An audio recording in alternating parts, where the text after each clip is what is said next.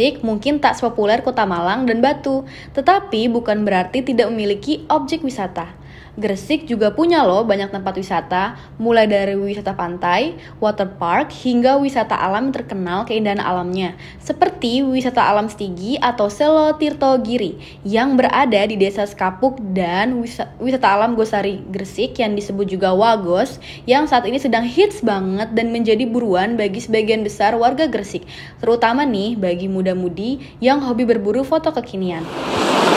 Selamat datang di Desa Sekapuk, pemberhentian pertama kami di Desa Sekapuk. Nah, desa ini disebut sebagai desa miliarder.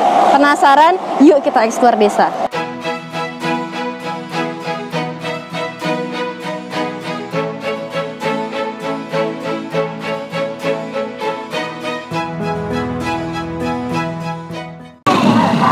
Wah, ternyata di Desa Sekapuk ini sedang diadakan vaksin. Nah, bisa dilihat warganya sedang melakukan vaksin.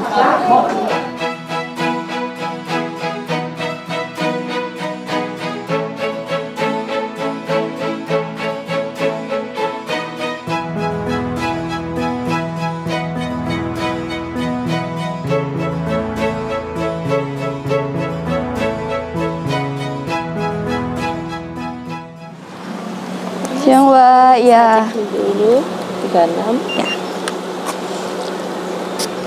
Oke. 15.000. Oke. Nih.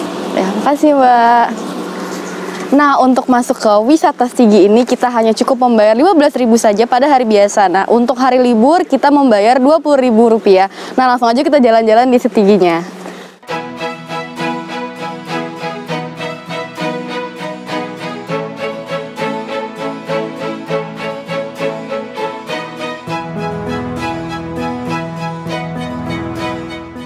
Salah satu ikon Desa Sekapuk adalah wisata Stigi, destinasi wisata dengan pemandangan yang eksotis.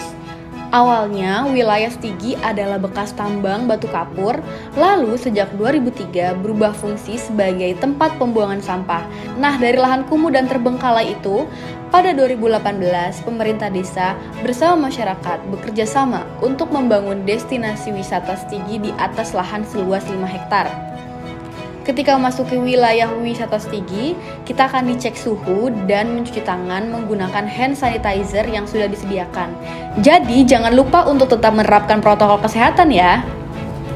Nah, wisata Stigi ini dibuka mulai pukul jam 8 pagi sampai jam 5 sore untuk hari Senin sampai Jumat. Sedangkan untuk hari Sabtu dan Minggu dibuka mulai pukul 8 pagi sampai jam 6 sore.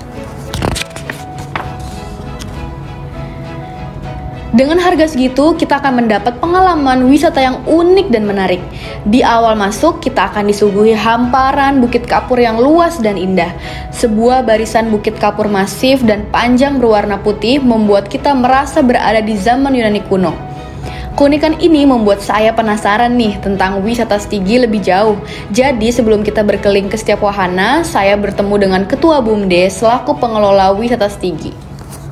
Menurut saya, waktu terbaik untuk berkunjung ke wisata Stigi adalah sore hari, karena saat itu udara tidak begitu panas. Selain itu, kita juga akan disajikan panorama tenggelamnya matahari atau sunset yang menambah eksotisme wisata ini. Wisata Stigi ini memiliki berbagai spot atau wahana yang tentunya sangat instagramable. Jadi, untuk kamu yang hobi berfoto nih, mengunjungi wisata Stigi adalah pilihan terbaik. Jangan lupa mampir ke wisata Stigi ya.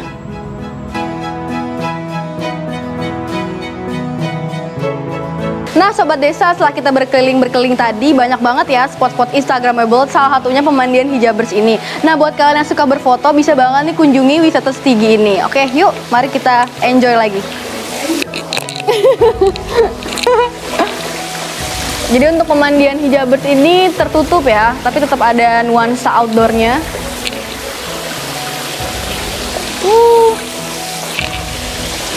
Airnya adem banget, cocok nih buat para hijabers yang pengen mandi secara di ruangan tertutup tapi tetap ada nuansa outdoornya.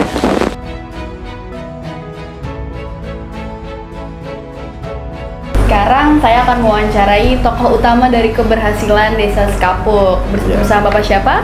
Abdul Halim. Bapak Abdul Halim. Nah, saya ingin tanya-tanya nih Pak mengenai Desa Sekapuk ini yang dijuluki sebagai desa miliarder. Keren Pak. Nah, bagaimana sih Pak cerita perjalanan desa Sekapuk ini dari desa tertinggal menjadi desa miliarder? Ya, jadi kita memastikan terkait dengan desa tertinggal, jangan sampai nanti kita seolah-olah mendramatisir. Tapi yang jelas saat itu tepat di tahun 2017 Desember tanggal 12, Sekapuk memang di posisi IDM-nya desa tertinggal.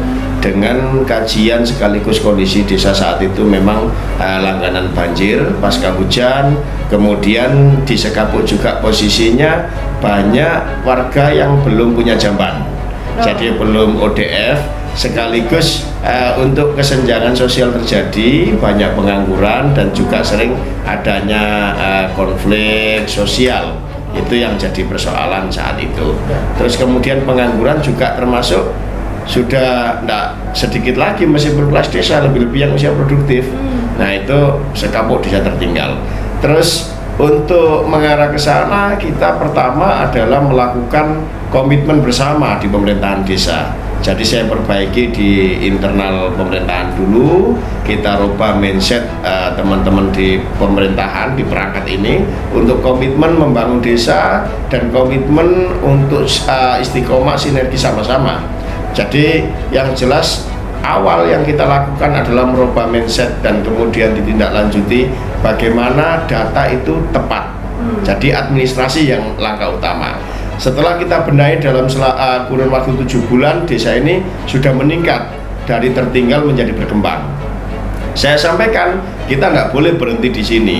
Kita nggak boleh terlena karena ada perubahan positif ini. Jadi kita terus berinovasi.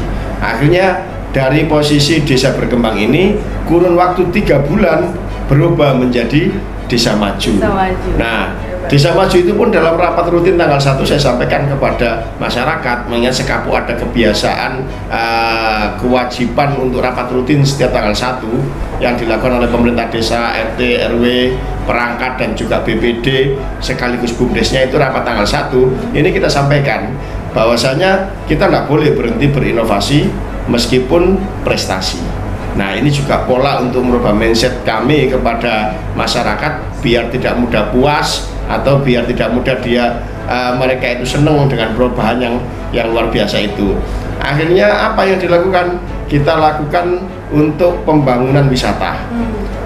Wisata ini juga menarik nanti kalau diurai ceritanya, karena itu bukan yang seperti sekarang sudah viral nama Setigi Selo Tirtogiri itu, tapi prosesnya tempat itu yang kita pilih adalah tempat pembuangan sampah.